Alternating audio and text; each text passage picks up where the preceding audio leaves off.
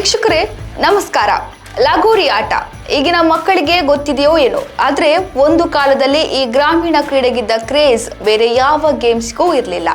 ದಕ್ಷಿಣ ಭಾರತದ ಜನಪ್ರಿಯ ಆಟಗಳಲ್ಲಿ ಈ ಲಗೋರಿ ಬಹು ಪ್ರಮುಖ ಪಾತ್ರವನ್ನ ವಹಿಸುತ್ತದೆ. ಗದ್ದೆಯ ಬಯಲೋ, ಮನೆಯಂಗಳದಲ್ಲೋ ಅಥವಾ ಶಾಲಾ ಮೈದಾನದಲ್ಲೋ ಎಳೆಯ ಮಕ್ಕಳಿಂದ ಹಿಡಿದು ದೊಡ್ಡವರವರೆಗೂ ಆಡುವ ಪಕ್ಕಾ ದೇಸಿ ಆಟ.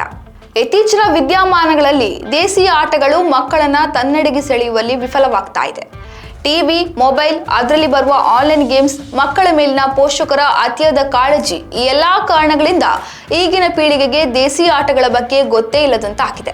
ತಮ್ಮ ಮಕ್ಕಳು ಹೊರಗಡೆ ಆಟವಾಡಿದ್ರೆ ಎಲ್ಲಿ ಕೊಳೆಯಾಗುತ್ತೋ, ಗಾಯವಾಗುತ್ತೋ ಎಂಬ ಕಾಳಜಿಯಿಂದ ಮಕ್ಕಳ ಕೈಗೆ ಮೊಬೈಲ್, ಟ್ಯಾಬ್, ವಿಡಿಯೋ ಗೇಮ್ಸ್ಗಳನ್ನ ಕೊಟ್ಟು ಮಕ್ಕಳನ್ನು ಮನೆಯೊಳಗೆ ಬಂಧಿಸ್ತಾರೆ. ಹೀಗಿರುವಾಗ ಮಕ್ಕಳಾದ್ರೂ ಹೇಗೆ ಹಿಂದೆ ಜನಪ್ರಿಯವಾಗಿದ್ದ ಆಟಗಳ ಬಗ್ಗೆ ತಿಳಿದುಕೊಂಡಿರಲು ಸಾಧ್ಯ? ಚಿನ್ನಿದಾಂಡು, ಮರಕೋತಿ, ಕುಂಟೆಬಿಲ್ಲೆ ಈ ಎಲ್ಲಾ ಆಟಗಳು ಒಂದು ಕಾಲದಲ್ಲಿ ಅನೇಕರ ಅಚ್ಚುಮೆಚ್ಚಿನ ಆಟಗಳಾಗಿತ್ತು. ಇದರಲ್ಲಿ ಮೇರು ಪಂಕ್ತಿಯಲ್ಲಿ ಇದ್ದದ್ದು ಈ ಲಗೋರಿ ಆಟ. ವಯಸ್ಸಿನ ಮಿತಿ ಇಲ್ಲದೆ, ಲಿಂಗದ ಭೇದವಿಲ್ಲದೆ ಎಲ್ಲರೂ ಒಟ್ಟಾಗಿ ಆಡಬಹುದಾಗಿದ್ದಂತಹ ಅತಿ ಅಗ್ಗದ ಕ್ರೀಡೆ.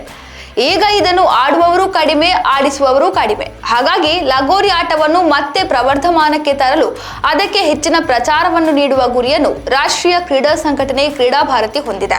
ಇದನ್ನು ಮುನ್ನೆಲೆಗೆ ತರಬೇಕು ಎನ್ನುವ ಪಣ ತೊಟ್ಟಿರುವ ಕ್ರೀಡಾ ಭಾರತಿ ಕರ್ನಾಟಕದಿಂದ ಮೈಸೂರಿನಲ್ಲಿ ನಡೆಯುವ ರಾಜ್ಯ ಕ್ರೀಡಾ ಸಮ್ಮೇಳನ 2025 ನಿಮಿತ್ತ ಜನವರಿ 4ರಂದು ಮೈಸೂರು ಅರಮನೆಯಲ್ಲಿ ಲಗೋರಿ ಆಟ ಆಯೋಜನೆ ಮಾಡಲಾಗಿದೆ. ಇನ್ನು ಮೈಸೂರು ಅರಮನೆಯಲ್ಲಿ ಲಗೋರಿ ಆಟಕ್ಕೆ ಸಿದ್ಧತೆ ಮಾಡಿಕೊಂಡಿದ್ದು ಸಂಸದರು ಆಗಿರುವ ಮೈಸೂರು ಮಹಾರಾಜರೇ ಈ ಆಟಕ್ಕೆ ಚಾಲನೆ ನೀಡುತ್ತಿದ್ದಾರೆ. ವಿಶೇಷ ಏನಂದ್ರೆ, ಮೈಸೂರು ಅರಮನೆಯ ಮಹಾರಾಜ ಯದುವೀರ ದತ್ತ ಒಡೆಯರ್ ಸಹಿತ ಶಾಸಕರು, ವಿಧಾನ ಪರಿಷತ್ ಸದಸ್ಯರು ಹಾಗೂ ಗಣ್ಯಾತಿ ಗಣ್ಯರು ಅಲ್ಲಿ ಲಗೋರಿ ಆಟವಾಡಲಿದ್ದಾರೆ. ಜನವರಿ 4ರಂದು ಬೆಳಗ್ಗೆ 8:30ಕ್ಕೆ ಗಣ್ಯರ ಲಗೋರಿ ಆಟ ಆರಂಭವಾಗಲಿದೆ.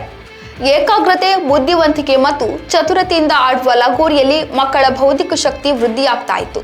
ಜೊತೆಗೆ ದೇಹಕ್ಕೆ ಉತ್ತಮ ವ್ಯಾಯಾಮವೂ ದೊರಕ್ತಾ ಇತ್ತು. ಇದೇನು ತುಂಬಾ ವೆಚ್ಚದಾಯಕ ಕ್ರೀಡೆಯಲ್ಲ. ಇದನ್ನು ಆಡಲು ಬೇಕಾಗಿರೋದು ಬರೀ ಒಂದು ಸಮತಟ್ಟಾದ ಮೈದಾನ ಹಾಗೂ 7 ಲಗೋರಿ ಕಾಯಿಗಳು. ಈಗ ಲಗೋರಿ ಕಾಯಿಗಳು ಕಣ್ಮರೆಯಾಗಿದ್ದು ಅದರ ಬದಲು 7 ಸಮತಟ್ಟಾದ ಚಪ್ಪಟೆ ಆಕಾರದ ಕಲ್ಲುಗಳನ್ನು ಬಳಸಲಾಗ್ತಾ ಇದೆ.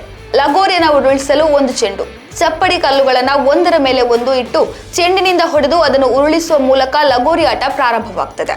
ಇದು ಅಪ್ಪಟ ದೇಸಿ ಆಟ. ಇದನ್ನು ಬರೀ ಕರ್ನಾಟಕದಲ್ಲಿ ಮಾತ್ರವಲ್ಲ, ದೇಶದ ನಾನಾ ಭಾಗಗಳಲ್ಲಿ ಬೇರೆ ಬೇರೆ ಹೆಸರುಗಳಿಂದ ಆಟ ಆಡ್ತಾರೆ. ಕರ್ನಾಟಕದಲ್ಲಿ ಲಗೋರಿ, ಡಿಕೋರಿ ಎಂಬುದಾಗಿ, ಆಂಧ್ರ ಪ್ರದೇಶದಲ್ಲಿ ಲಿಂಗೋಚ್, ತಮಿಳುನಾಡಿನಲ್ಲಿ ಅಡಿಕ ಆಟ ಮತ್ತು ಮಹಾರಾಷ್ಟ್ರದಲ್ಲಿ ಲಿಂಗೋರಚ್ಚ ಎಂದು ಈ ಆಟಕ್ಕೆ ಹೆಸರಿದೆ. ಇನ್ನು ಈ ಲಗೋರಿ ಆಡುವ ವಿಧಾನ: 2 ತಂಡಗಳನ್ನು ಹುಡುಗರು ರಚಿಸಿಕೊಳ್ಳುತ್ತಾರೆ. ಪ್ರತಿ ತಂಡಕ್ಕೂ ಒಬ್ಬ ನಾಯಕನಿರುತ್ತಾನೆ. ತಂಡದ ನಾಯಕರಿಬ್ಬರು ಸೇರಿ ಟಾಸ್ ಹಾಕಿ ಯಾರು ಮೊದಲು ಲಗೋರಿ ಉರುಳಿಸಬಹುದು ಎಂದು ನಿರ್ಧರಿಸುತ್ತಾರೆ. ನಂತರ ನೆಲದಲ್ಲಿ ವೃತ್ತಾಕಾರದ ಗೆರೆ ಕೊರೆದು ಅದರಲ್ಲಿ 7 ಲಗೋರಿಕಾಯಿ ಅಥವಾ ಕಲ್ಲಿನ ಸಣ್ಣ ಚಪ್ಪಡಿಗಳನ್ನ ಒಂದರ ಮೇಲೊಂದರಂತೆ ಜೋಡಿಸುತ್ತಾರೆ. ಹೀಗೆ ಜೋಡಿಸಿದ ಕಲ್ಲಿನಿಂದ ಸ್ವಲ್ಪ ದೂರದಲ್ಲಿ ಒಂದು ಗೆರೆಯನ್ನ ಎಳೆಯಬೇಕು. ಆ ಸ್ಥಳದಲ್ಲಿ ನಿಂತು ಚೆಂಡಿನಿಂದ ಲಗೋರಿ ಕಾಯಿಗಳಿಗೆ ಹೊಡೆಯಬೇಕು. ಪ್ರತಿಯೊಬ್ಬ ಆಟಗಾರನಿಗೂ ಲಗೋರಿ ಉರುಳಿಸಲು 3 ಅವಕಾಶವಿರ್ತದೆ. ಈ 3 ಎಸೆತದಲ್ಲಿ ಲಗೋರಿ ಉರುಳಿಸಲು ವಿಫಲವಾದರೆ ಅದೇ ತಂಡದ ಮತ್ತೊಬ್ಬನಿಗೆ ಆಡುವ ಅವಕಾಶ. ಲಗೋರಿ ಬೀಳಿಸಲು ಚೆಂಡನ್ನು ಎಸೆದಾಗ ಆ ಚೆಂಡು ಲಗೋರಿ ಉರುಳಿಸದೆ ನೆಲದಿಂದ ಪುಟ್ಟಿದಾಗ ಎದುರಾಳಿ ತಂಡದವರು ಅದನ್ನು ಕ್ಯಾಚ್ ಹಿಡಿದರೆ ಆಗ ಚೆಂಡನ್ನು ಎಸೆದ ಆಟಗಾರ ಆಟದಿಂದ ಹೊರಕ್ಕೆ. ಆಗಲೂ ಅದೇ ತಂಡದ ಮುಂದಿನವನಿಗೆ ಆಡುವ ಅವಕಾಶ ಸಿಗ್ತದೆ.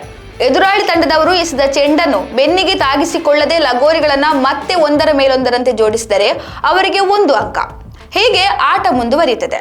ಹೀಗೆ ದೈಹಿಕ ವ್ಯಾಯಾಮ ಹಾಗೂ ಏಕಾಗ್ರತೆ ಹೆಚ್ಚಿಸಲು ಸಹಾಯವಾಗಿದ್ದ ಈ ಕ್ರೀಡೆ ಇತ್ತೀಚೆಗೆ ಮರೆಯಾಗುತ್ತಿರುವುದು ಬೇಸರದ ಸಂಗತಿ. ಭಾರತೀಯ ಶಿಕ್ಷಣ ಪದ್ಧತಿಯಲ್ಲಿಯೂ ದೇಸಿ ಆಟಗಳಿಗೆ ಹೆಚ್ಚಿನ ಪ್ರಾಧಾನ್ಯತೆಯನ್ನು ನೀಡಲಾಗಿದ್ದು ಮತ್ತೆ ಇದನ್ನು ಜನಮಾನಸಕ್ಕೆ ಪರಿಚಯಿಸಬೇಕು ಎಂದು ದೇಸಿ ಆಟಗಳ ಮೋಜು ಮಸ್ತಿಯ ಜೊತೆಗೆ ಅವುಗಳಿಂದಾಗುವ ಪ್ರಯೋಜನಗಳ ಮಹತ್ವವನ್ನು ತಿಳಿಸಬೇಕೆಂದು ಕ್ರೀಡೆಯಿಂದ ಚಾರಿತ್ರ್ಯ ಮತ್ತು ಚಾರಿತ್ರ್ಯದಿಂದ ರಾಷ್ಟ್ರ ನಿರ್ಮಾಣ ಎಂಬ ಧ್ಯೇಯ ಹೊಂದಿರುವ ಕ್ರೀಡಾ ಭಾರತಿ ದೇಸಿ ಆಟಗಳನ್ನು ಹೆಚ್ಚೆಚ್ಚು ಪ್ರಚುರಪಡಿಸುವುದಕ್ಕೆ ಶ್ರಮಿಸುತ್ತಿದೆ. ಇದೀಗ ಗ್ರಾಮ್ಯ ಆಟವಾಗಿರುವ ಲಗೋರಿಯನ್ನು ಎಲ್ಲರಿಗೂ ಪರಿಚಯಿಸುವುದಕ್ಕೆ ವಿಭಿನ್ನ ಪ್ರಯತ್ನಕ್ಕೆ ಕೈ ಹಾಕಿದ್ದು ನಿಜಕ್ಕೂ ಶ್ಲಾಘನೀಯ. ಇದಾಗಿತ್ತು ಈ ಹೊತ್ತಿನ ವಿಶೇಷ. ಇನ್ನಷ್ಟು ಹೆಚ್ಚಿನ ವಿಚಾರಗಳಿಗಾಗಿ ನೋಡ್ತಾ ಇರಿ ರಿತಮ್ ಕನ್ನಡ.